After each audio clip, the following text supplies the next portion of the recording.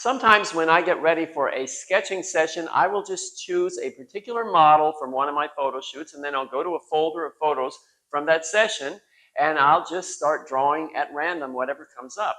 And that's what I'm doing today, and the model I chose is Eduardo. I met and photographed Eduardo a few years ago in Rio, and if you want to know more about that whole thing, there is an ebook that you can download on my website called Eduardo. I have done a lot of artworks of Eduardo over the years, and he's one of those models I just never get tired of drawing. So that's the consistent theme of this drawing session, Eduardo. Now, I'm not showing you these drawings because any of them are particularly good. It's more that I just wanted to show you one of my typical drawing sessions so that you can see the different approaches I take when the body is in a different position, seen from a different angle, etc. And also to see the mistakes I make so that you can learn from them. Okay, ready? Here is drawing number 1. Here we have Eduardo walking toward us with his arms raised. And when I was drawing this, I was very careful to notice that one arm was higher than the other, and of course one shoulder was higher than the other.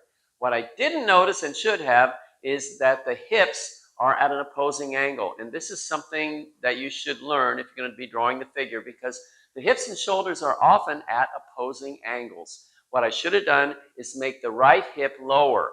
It works okay as it is, but if I had lowered that right hip, it would have been even more accurate, and it would have given more life and movement to the pose. So, live and learn. Okay, here's drawing number 2. A shot like this, where you're looking upward at an angle, is not as difficult as you may think.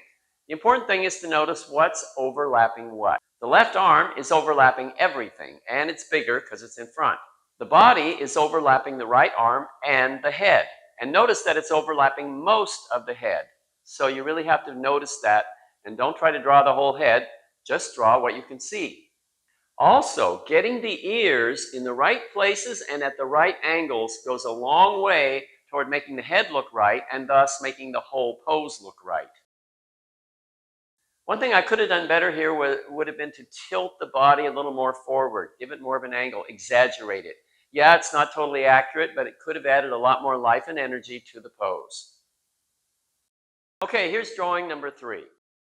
This is a pretty simple, straightforward pose, but there are a couple of challenges. One of them is that the back is very foreshortened. There's just the little slivers that you can see of the back, and it's tempting to make those wider than they really are. So you really have to watch yourself to make those as slivery as they really are.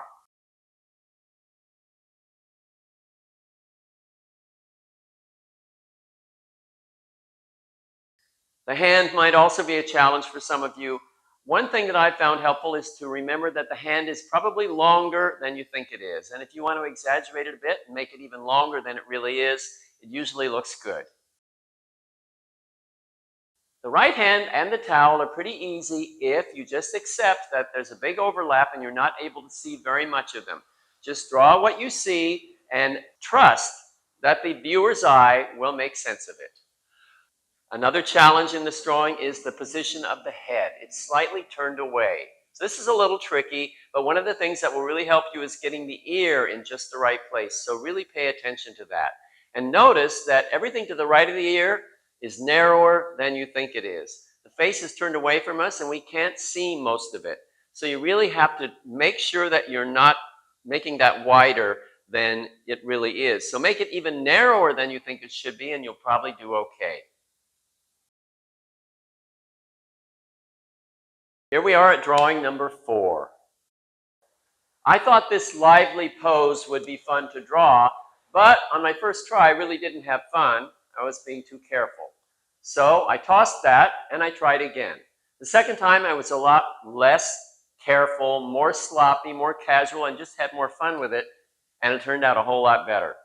Here's another pose where it's really helpful to notice that the body is overlapping the head. So make sure that that head is actually behind the body. And again, notice the position of the ear. If you get that right, it makes everything else look better.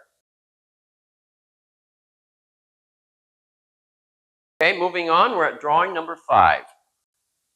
I almost felt like I was cheating with this one because I don't have to draw the lower body, but it's okay to enjoy those lucky breaks. An important thing to notice with this pose is that he's turned a bit to the right, so the center line of the body and the facial features as well, is also going to be a little to the right side. So make sure you notice that. It's going to make a big difference.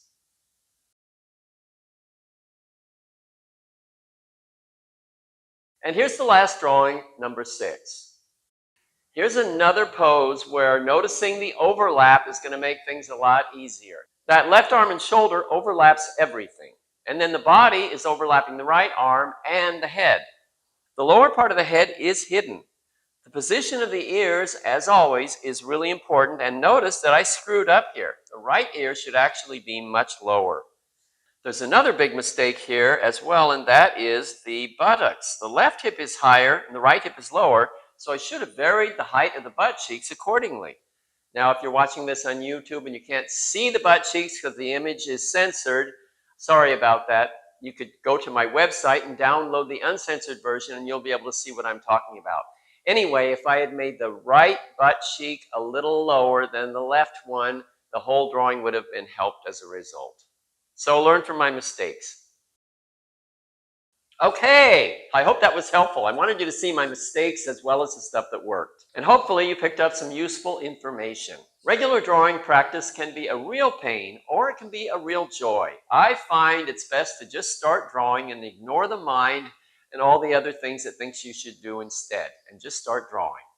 Inspiration happens more often when you're already working.